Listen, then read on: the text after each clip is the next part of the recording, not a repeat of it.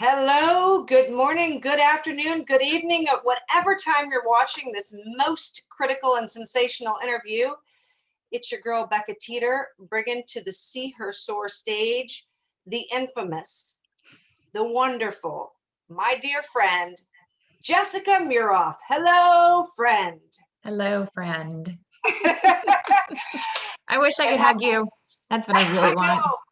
I know. I miss human contact. Mhm. If there is somebody who does not know who you are, how would you describe yourself or introduce yourself in brief? Um, so I'm Jessica Muroff, and professionally, I am the CEO for United Way Suncoast. I am happily married to what I call him my unicorn, Owen LaFave, who is the market president in Pinellas County for Bank of Tampa. And we have four incredible children together, and they are ages 12, 13, 14, and 15. So you can imagine what our house is like.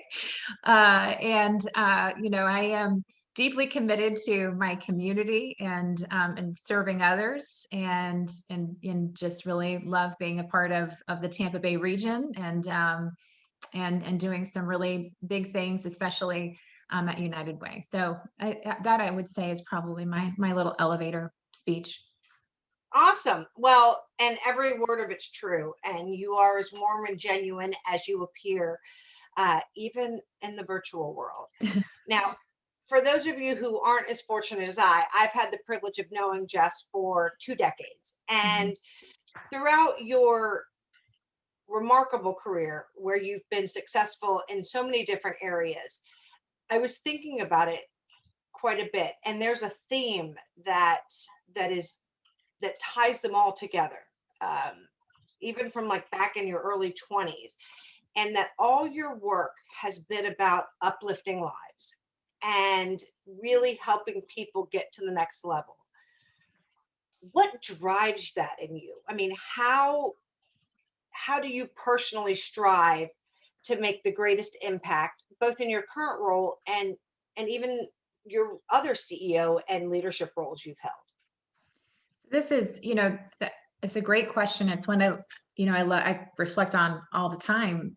It's a part of who I am. It's my core values as a person is rooted in what I can do for others and how I can serve my community, how I can be helpful to others. And I think that comes from growing up in on a farm with lots of animals and having to take care of a lot of other living beings, and that responsibility and that hard work that came with that. And I also think too, one of my mentors and dearest friends is Louis Vassat, and one thing that he taught me, this is back in my college days, was really what servant leadership is, and what that means, and that's really when I learned about that concept and it really clicked with me. I'm like, oh well, that's who I am and that's what I do. And then when I started into my career, and I loved my work and what I was doing, working in private, for-profit organizations. It really was there was a turning point after I had my children of, I really wanted if I was going to spend, time away from them, that I wanted to have my career have meaning and doing something good in the community. And I thought, well, maybe I can accomplish that, right? I can have a career that is aligned more closely with my value system. And that's when I made the transition a decade ago to the nonprofit sector. And that was the best decision I ever made. Well, I would say it was the best decision you ever made, maybe personally, but also for our community at Oh, large, because that's very kind. every organization you've worked with has been far better when you left than when you got there. And so, and we're already seeing that already in the United Way, which is tremendous, because we've had great leadership there in the past, and yet you still are finding a way to next level it, which leads me to my next question.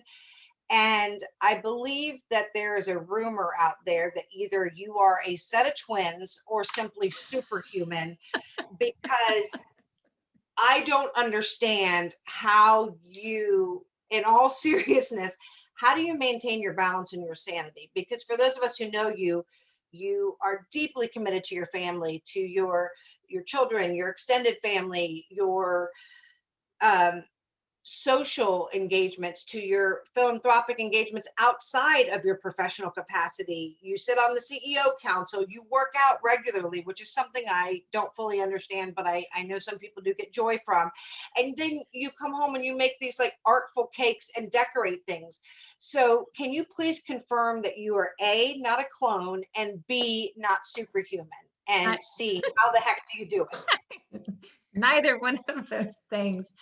It's about prioritization. I'm very organized. And so, I'm very deliberate about what I do every day and where I spend my time. So I, I leave nothing to chance. Of course, things happen, right? Things come up during the day that you have to address and squeeze in if necessary. I mean, that's just the life. That's the life of being a mom and being an executive. But I plan everything. In fact, it's like for the whole month of February, I have all of my workouts planned on which days I'm doing them and what time. Um, and and then that goes with everything, right? So I plan, I carve time out to address this priority, I carve time out to address that priority, and I carve time out to just do nothing too. I don't watch TV. That is not something that I haven't. I'll watch it every once in a while, but that's not a big thing for me. And I do get a lot of joy out of creating. So, the self-care, my self-care for me, and I know this is not for everybody, is creating. So baking or, creating something, artistic, working out is also important self that I just feel so much better when I do that. So it's not, yes, it's not. I'm not one that likes to sit. That's not who I am at all. That's not what drives me. I have to like be up and doing, and I've come to be like, and that's okay because that's me, right? And I don't have to, I don't have to do something because society or other people push that on me. It's okay that I like to be driven and I like to be busy and I like to have my days full, and what we call it is full and fun. My daughter said this to me. She asked me how my day was and I said it was busy, and she goes, oh, you can't say that anymore, mommy, you have to say your day was full and fun. And I'm like, that's it. So that's what I strive to do every day, is to have a full and fun day. I think that's what makes life magical.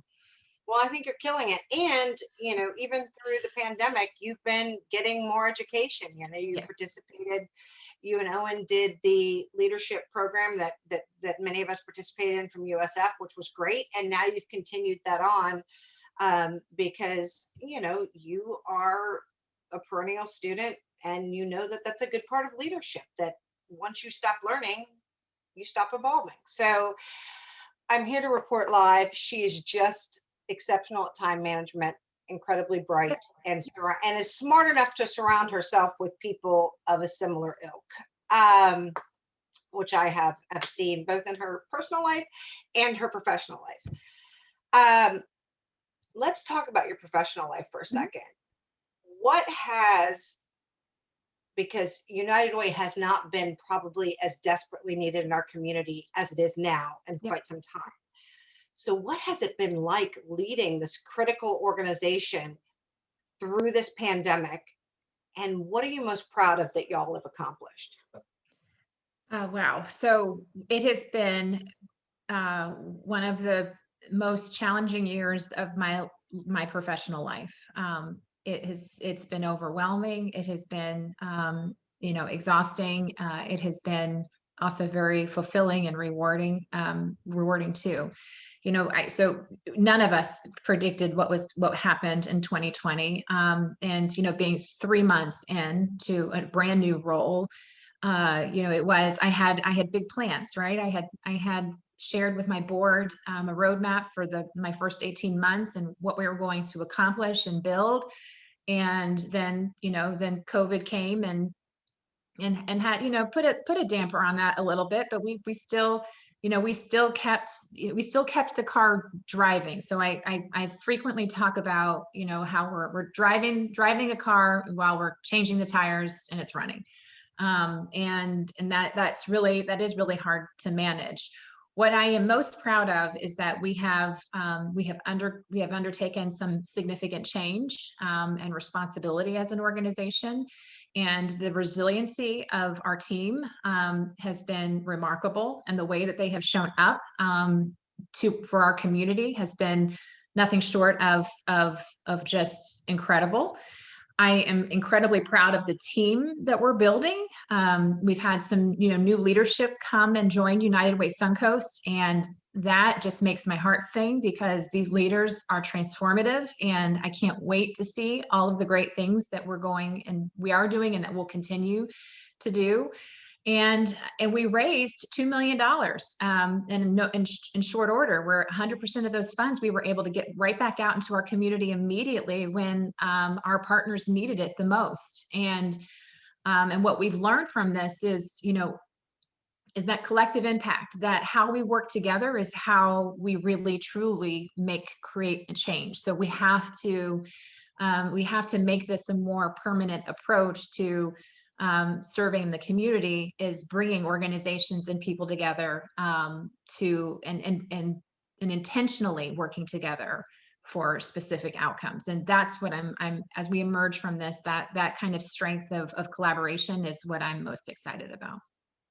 That's fantastic. And I don't know off the top of my head, but you have a fairly significant and have brought on, um, quite a few in your top executive positions. You've brought a lot more women into leadership. Isn't that fair to say? Yes. And I am happy to hear that, because a smart woman brings other smart women with her. So, and since I happen to know some of them, I can attest. But I think that's really important that you've created more space for women to succeed. And again, that's a trend you've had your entire career, even as an undergraduate student. And Now, I do want to add too, is we've had a very intentional effort of bringing on, individuals of color into leadership roles into our organization as well. And we have, and we're looking at the numbers now, because this is something we want to make sure that we're measuring, right? And because we wanted to improve, our internal team, our staff, and to have more diversity. And we've accomplished that, that improvement, and I want to continue that. But, so I am, beyond our executive team and the women leaders that we're bringing in, the other leaders that have joined our organization. Like I said, I just could not be more excited. well, a good leader knows to surround themselves by people who can, it's not about them, it's about the mission. And I That's right. don't think you've ever lost sight of that. I was thinking this morning in the shower, where we do all of our, reflect, especially when you're parents and you don't get a lot of space where people don't bother you. And I was remembering a funny moment. You and I were on the chamber board when we were about 15. And at least the first time around, you were on the board then. And you were pregnant with your second child, and I was pregnant with my first. And we were talking about it because, it's all weird. And, you're having these conversations. And we both had shared that we had always wanted four children. And you said, oh, but after this pregnancy, I'm done. And I just thought this morning how beautiful the way life works, that you now have, four beautiful children, and this life that you had envisioned for yourself, and you didn't even have to give birth to two of them. And so that is, a really, or nurse them. So that is a real, a blessing. So it looks like you fished your wish. And I just thought, that is pretty right on. And then I was like, universe, I'm not requesting any more children at this time, but let's pour some out for Jess and Owen and their joy. But we would be remiss if we didn't just take a moment. And again, United Way helps in so many remarkable, critical ways. What do you need most right now? So that's the wonderful thing about United Way. If there's any idea that you have to get involved, we have a channel to help support you doing that. So, The first and foremost, of course, is funding, right? So donations, those are critically important for our organization. And what's beautiful about United Way is that, your donation has a multiplier effect. So not only is it being invested in the community in very focused ways to help improve the lives of individuals across our region, it's it's being it's being impacted in multiple strategic community partners who are coming together to tackle these issues. So it really does have a multiplying effect in the community. When you make a donation to United Way, we are ensuring that those dollars are being invested in the most focused and most impactful ways possible. So that's one. Advocacy is another important part of our work. So we of course invest in organizations and our own programs that create really great community change, but we also know that the public policy piece of this is also an important aspect of how we improve the lives of individuals in our community. So if advocacy and advocating for families, especially ALICE families in your community, and ALICE is an acronym that stands for Asset Limited Income Constrained Employed. It's a research report that we put out every other year. It's a focus of our areas. These are families who are struggling. If these are important to you in helping these families, we have ways that you can get involved in advocacy. And then of course, volunteerism. We have thousands of ways you can donate your time and talents to United Way or to any of our strategic community partners. We can even come to your business to help you put on a community service project. We can coordinate a team building event in doing a community service project. I mean, we've done this for small organizations to thousands of people. So there are a lot of different ways that individuals can become involved and be a part of United Way. But I would, right now it's really, our, funding, so that we can ensure that we are continuing to put money back out into the community and supporting the organizations and the programs that we fund. Investing your time in volunteerism, it's still desperately needed right now. And then, as we are emerging from this pandemic and a lot of lessons learned, there's going to be a lot of opportunities to advocate for things that we've learned, right?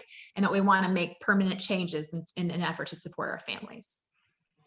Yeah, some of the best advice I ever received from a woman far wiser than I was never waste a good crisis. And I don't say that in jest, but in these times, we have our greatest opportunity to learn where the fractures are in our community, and we can repair the infrastructure. And United Way is at the center of that. So I would encourage anyone to find their space there, because if you care about your community and your neighbors, United Way has a solution for that. So I worship the ground you walk on. I wish everybody, you have, you're one of the funniest people I know. And yes, I do not really believe that you are a clone. I just think you are just incredibly organized, and I respect that.